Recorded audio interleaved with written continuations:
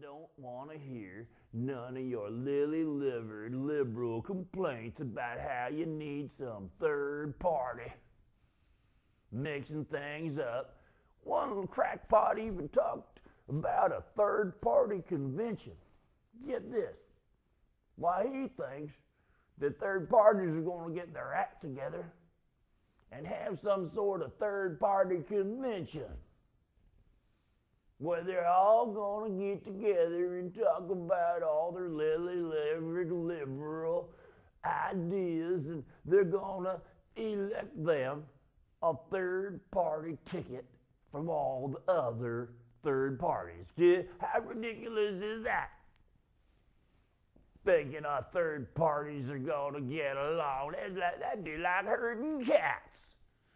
Trying to get third parties to agree on a single one of them representing the rest of them, and then thinking the American people are actually going to get behind some Ralph and damn liberal liquidator going out and representing all the rest of the third parties.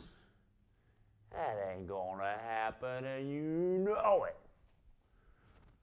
And it ain't going to happen that the damn donkey crats are going to be in power for more than the next couple of years. Then everything's going back to the big boys, to the international corporations running the show through their Republican candidates.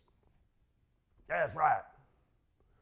The white collar, criminal type, working offshore, coming to America, running for office, having their offshore holdings, knowing exactly who to do business with over there in Saudi Arabia and Dubai and the Saudi Arab Emirates and Indonesia and anywhere else but here.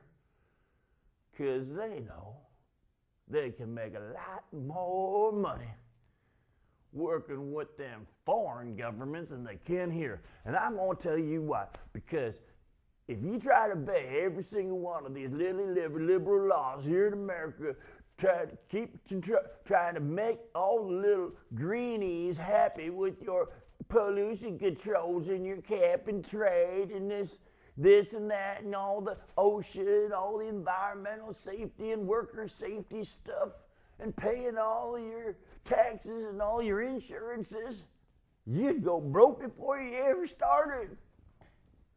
Look, that's why the Chinese are kicking our ass, because they ain't got no environmental freaking regulations to deal with. They do down in Mexico, South America, forget about it. That's how come they can flood the market with the cheap crap. That, and of course they devalue their own currency, so their stuff's even cheaper to buy, and we don't care. As long as it's cheap, we buy it. We love it until it breaks or makes our kids sick from the toxic paint that they put on it. Don't matter. Just some of the kids get sick. Yes, some kids are going to choke to death. Just that's the law of attrition. That's why people have kids, because, as Bill Cosby says, I'm the dad. If you mess up, I could kill you and just make more of them, Well, he didn't exactly say it exactly like that, but that was the idea. Well, anyways, getting back to the politicians who work for us.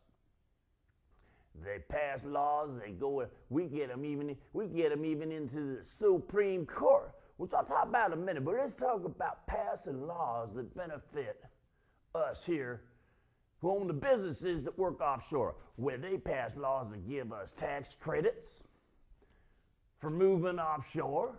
Yeah, can you believe it? We get money, we get tax credits for going offshore and hiring foreign workers.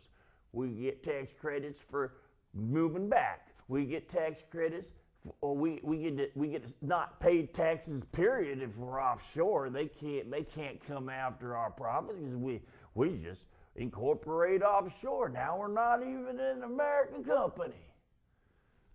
And our politicians don't care. We own them. They protect our right to do business in this country. Not a problem. Free trade is the rule. the law of free trade. That's our mantra. That's the Republican way to do business. It's a free for all, and that ain't just a Ted Nugent damn song. That's a Republican mantra, that everything goes. And we best understand that we better play by the rules of the international businessman in order to compete with the Chinese, the Indonesians, and all the other third world countries flooding the market with cheap and counterfeit goods for Americans who need all the cheap counterfeit stuff that they can buy, that they can consume. That's what it's all about.